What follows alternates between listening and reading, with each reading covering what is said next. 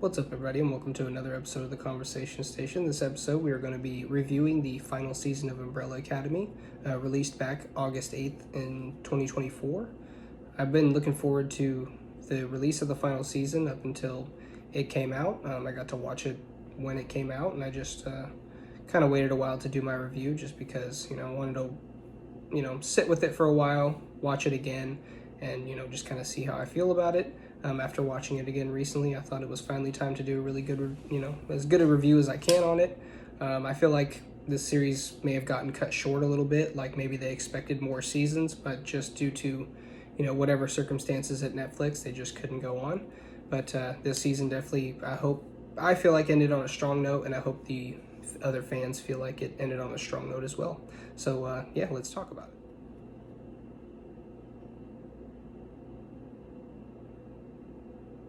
Now, this season jumps right back into the family's life, just like the other seasons did, catching us up, kind of filling in the gaps and showing us, what they've been up to in between the times since we've seen them. Since we last saw them, they, ended up in a universe with no powers. So that was obviously a question of, will the powers come back or not? Or will they get to live out their life as, regular people, which is kind of what they ended up doing. Five ends up joining the CIA. Diego ends up being a delivery driver with Lila being his wife, with two kids, and she's kind of like the stay-at-home mom, but with like a kind of secret side gig as well. Because of course, like they may not have their powers, but they're always going to be, up to stuff and getting into stuff, and we can kind of tell, it kind of shows that they're just not really happy or who they are without their powers. And even with what they're doing, just kind of like, they're with Diego trying to, throw the packages onto the porch and, hitting people's cars and stuff like that. And he just doesn't have his powers anymore. You can just tell it, bugs him. And Five climbed to the top of his field in the CIA. And all of his colleagues obviously respect him. He's a great detective, but, obviously you could just tell he misses his other powers as well. Allison's still, an actress, and still a really good one, obviously, and has her daughter Claire, and they take care of Klaus, and that's really cool that they were able to keep them together. And I really like that storyline of Allison and Claire taking care of Klaus, but Klaus kind of being the glue that held them together. So it was really cool. That was a really nice storyline to add in there. Luther was kind of the only one who seemed happy. I mean, he liked dancing and doing what he was doing. I mean, obviously there was bad stuff about it that he didn't like as well, but he seemed to be enjoying his life. Victor as well was happy, or so he said, in Canada, so just living life. So basically it returns to them just kind of going their separate ways and having a normal life, but obviously that's never meant to last with this family. And eventually, they get their hands back on that marigold, and that's once that was introduced, I figured it was only a matter of time till all of them got their powers back. Klaus being the scared, doesn't want to die, doesn't want to get back into the superpowered life, and doesn't want to fight anymore. So he obviously rejects having the marigold up until he's the last one to get it, and it's kind of against his will.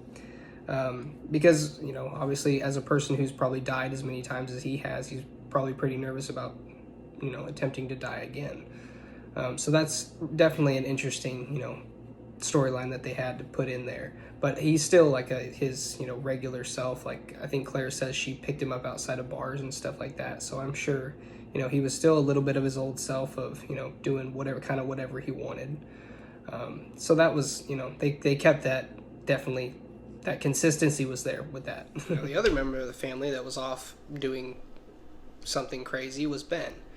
He was off being a crypto millionaire, and obviously got busted and taken to prison or jail, and was there for a while and got out, and Luther was watching over him. And so that was definitely a funny storyline to put him through. And basically this entire season was the whole process was just getting Ben and a woman named Jennifer to start something called the Cleanse, which essentially resets everything back to the original timeline. And throughout the season, we learn that basically the whole town and everything that the family is doing is basically controlled by a cult called the Keepers. and the keepers think that that there's alternate timelines, that they have evidence of it, that they have memories and dreams and flashbacks of alternate timelines in their real lives, and they think they deserve to go back to them, and they want to work hard to restore what they call the proper timeline. And of course, they're treated as like crazy people, fanatics, lunatics in that timeline, but it's only the Umbrella Academy that knows that these people are actually onto something. They actually might be kind of right, and they're not as crazy as they seem. And for some reason, they're trying to fix all this timeline, and for some reason, the timeline has fractured into a bunch of different times. And it's basically every time that the family has destroyed and tried to save the world, they've fractured the timeline every time. And just them getting together and trying to, the keepers were trying to start the cleanse in order to reset it and, essentially get back to the original one. And it's kind of crazy because they didn't even know what the cleanse was or what was going to actually happen when they, started it or, enacted it. But they just went along with it anyway. And we had Gene and Jean, played by Nick Offerman and Megan Mullally, and those were two hilarious additions. Like, they were great characters. They were really fun to watch throughout the whole season. Even when Gene got replaced, Nick Offerman got replaced, and he was walking around as the wife essentially in the other skin. It was really cool. It was really hilarious. They had David Cross as Cy Grossman. He was another one of the keepers, but it turned out to be Reginald Hargreaves' wife. And that was a really cool storyline as well.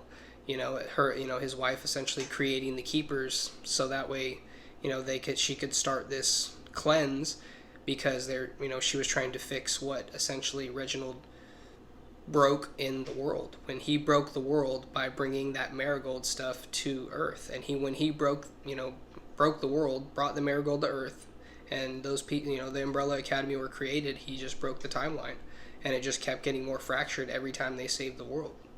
And so by doing this cleanse, by Ben and Jennifer basically becoming this big, I don't even know what to call it, this big oozing blob thing, and it's just a big creature that ends up being like a giant parasite that destroys and eats everything. And it's just, a huge vacuum, and it's meant to just eat up the universe and put everything back to normal. And eventually it merges and, destroys all the marigold, which is all inside the Umbrella Academy. They sacrifice themselves. And, that was really cool. It was a really cool last scene of just,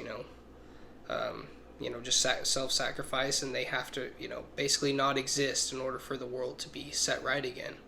And as sad as that may seem, only the Umbrella Academy can make that sacrifice. And we got really cool, scenes up until that. We got a small scene with Klaus flying. He flew Luther up, away from some danger. So like, oh, I can fly now. So it was really cool how they, gave them little bits of their, little shows of their strength. Luther really got to take some bullets to the back when he was shielding the family with the, from getting shot from when they were in the van.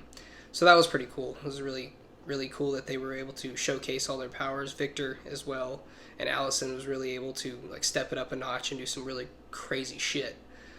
So it was just cool that they really, Five, obviously, with his problem with getting stuck in the, with the subway that he was in and getting stuck for 7 years, that was definitely insane how, they keep messing with time, how, basically you can get trapped outside of time and it just doesn't matter. You come back and you've only been gone a few minutes, a few hours, and, it's just insane. That was a whole storyline in itself, and it was just, kind of sad how everything worked out between Five, Lila, and Diego. It just kind of, sucked, and there was no real resolution in that, but, there was just a small bit of resolution at the end with, Diego and Lila, but, in the end, the family still came together and fixed the universe, and everything, was how it should have been.